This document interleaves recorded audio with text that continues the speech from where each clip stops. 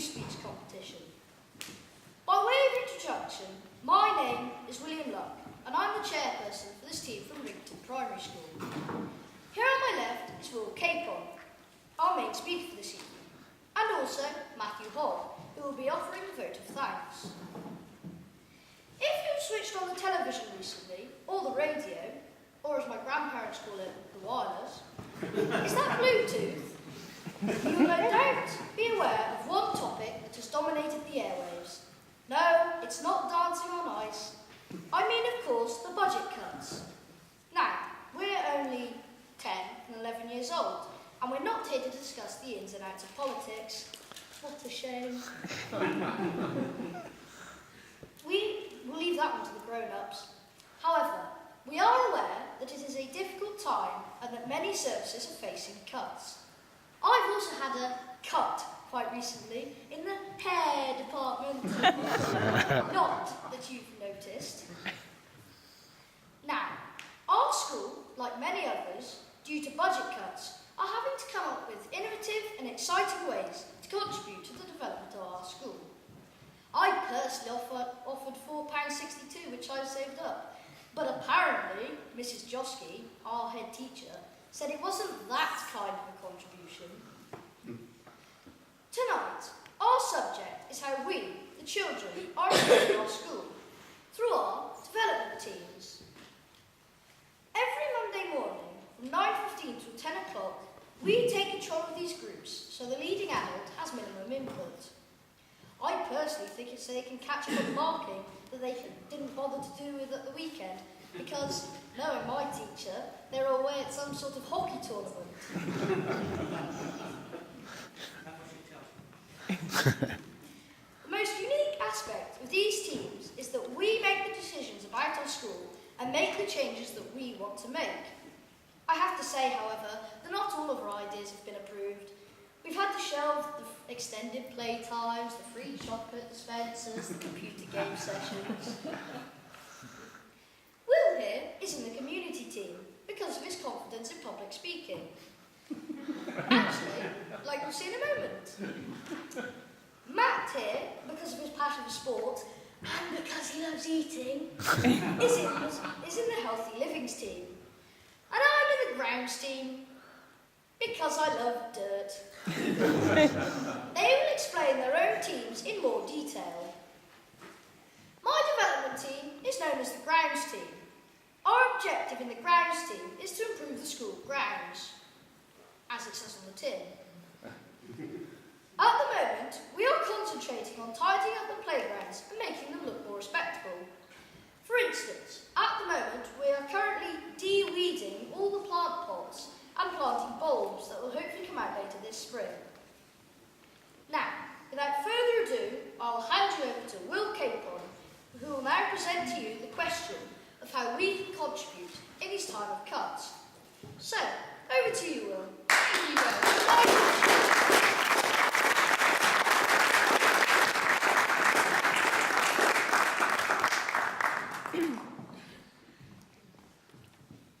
We've all seen and heard on the news about the big society. Does this mean that we're all getting bigger? Is this an effort by Mr. Cameron to supersize us all? Well, it certainly seems to have worked on my dad. Of course not. The big society is about everyone playing their part, effectively getting involved in running our country. I've always fancied being Prime Minister, and I'm pretty sure our head teacher has. So tonight, I want to explore with you whether the big society is hitting our schools, whether we kids have a part to play, and can schools encourage us? School has always been a place for learning, mentally, physically and socially. We all sit in our lessons learning English, maths and science, playing sports and games, and even evolving socially through school plays, concerts, and talking in front of you in speaking events. All of this is tremendous, but when we reflect, are we really giving back to society? Certainly some of the older members of our village attend our school productions, but I'm not sure that Will and Matt's acting here counts as giving back to society.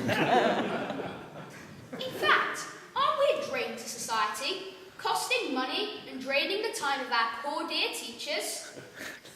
Well, at our school, I believe that we do have the opportunity to be a highly participative contributor to the big society, even in little Wrington. What we've created is the structure required to work together in groups to contribute positively to our school. We call these development groups. Development groups happen on a Monday morning, potentially the only time of the week when we're really switched on, and consist of a cross-section of our school, from year 6 all the way down to year 1. Well, someone has to get the T's in. These are children aged 5 to 11. What is also special about our development groups is that everyone has a say, not just a selected few in school councils or eco-teams. In our development groups, our aim is to work on certain aspects of our school in a focused way to bring about improvements. After all, it's our school, it's our community. We want to be a part of it. So we've created development teams to work on the community and the grounds, to living healthily and the library. In terms of society, these are the big things that we can influence. Additionally, we all recognise we are trying to save money. Budgets are being cut, but there are things we kids can do to help what money we have go further. At the moment, our country is in £156 billion of debt, and the Department of Education are being forced to make £670 million in efficiency savings. Not only that, but in our county, North Somerset, the council said that they had to save £47.3 million over the next 4 years. As well as that, school improvement teams are being taken away from schools. But, hang on, aren't we the school improvement teams now? So, shouldn't we be getting paid? I'll be taking that up with our head teacher later this evening.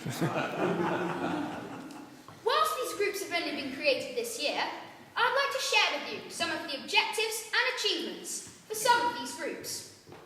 Let's start with my group, the community group.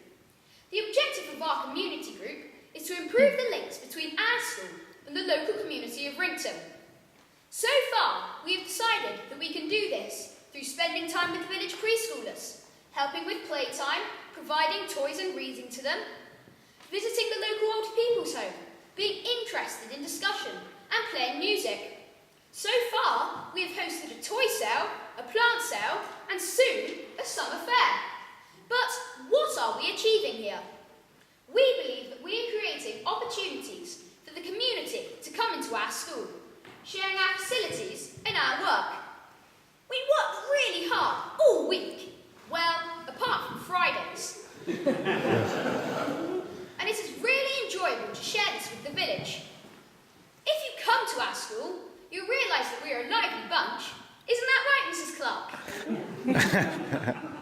We believe the spirit is infectious. The opportunities to share our youth and enthusiasm with the village are truly uplifting. Some may say tiring. My mum says tiring. But I definitely think uplifting. Also, spending time with a cross-section of people of different ages and backgrounds helps us to learn, a key part of school life. Other objectives for other teams include the playground team's objective of building a wooden ark, a playboat, in our school field. To pay for this, we are all going to be sponsoring planks of wood. The kitchen crew have been designing a kitchen using the IKEA website. We're not allowed the granite tabletops, but it's going to be brilliant anyway. The library and literacy team have brought in local storyteller Mr. Loder to write a book with our school. The welcome team have booked appointments and led meetings with companies specialising in signage to create new signs for the front of our school. William's team here, the Great Grounds team, have been designing and planting tubs of spring flowers, as he mentioned earlier. And Matthew's team, the Healthy Living team, have hosted a breakfast morning. More on that later with him. So in summary, big society is a big idea where little people can make a big difference. Did everyone get that? the start of this speech, I asked whether school children could make a contribution to the big society.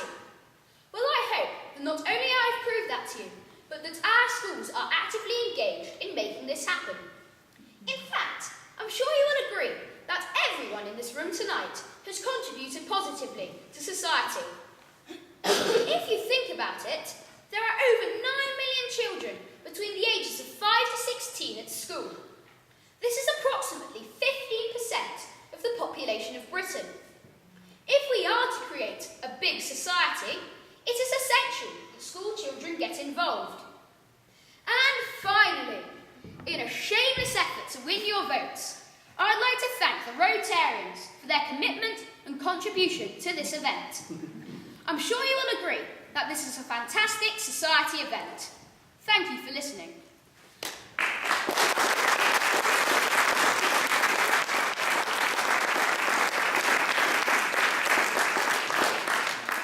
I'd now like to hand you back over to my good friend, Will. So, over to you, Will. Thank you, Will. My pleasure, Will. And now, do we have a question from the audience? Mr. Chairman, I'd like to ask the Speaker what his favourite improvement has been.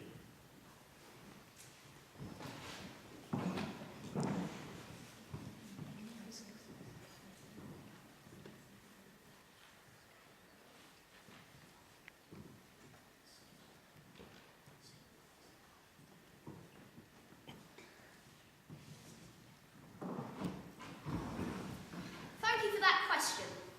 Although not all of our teams have achieved their objectives yet, the teams which have really accomplished it with really great enthusiasm, and the resources which we have now, because of the maths team and the playground team, are really useful for our school.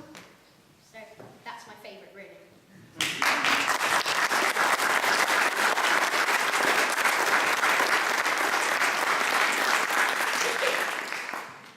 I will now like to hand you over to Matthew Hall, our proposer of the vote.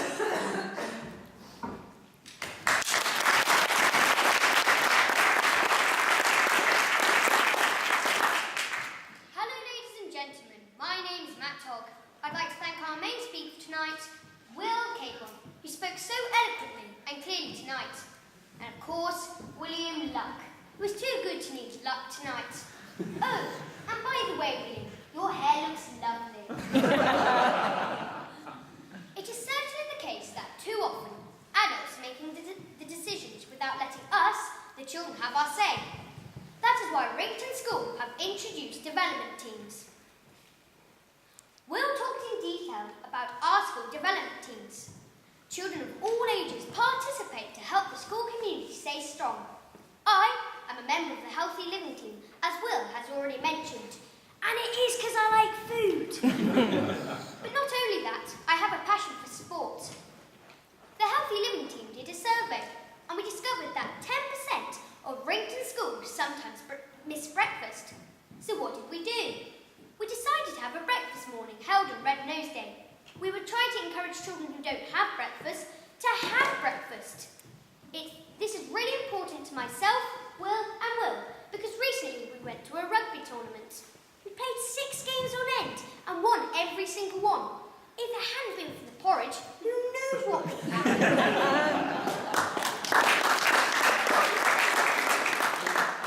Having something bad is better than having nothing at all. However, this does not mean you kids can get your parents to buy you Cocoa Pops. No way. Our kids had healthy porridge. Even though myself, Will and Will be leaving next year, we'll still be coming back to see how our development teams have made an impact to our school. I'd like to thank the Rotary Club for organising this event, and of course Kings of Wessex School for hosting us here tonight. Another thank you goes to Will and Will. And finally, if you'd like to make your own contribution to the Matt Tobb Appreciation Society, then I'll pass a basket round at the end. Thank you.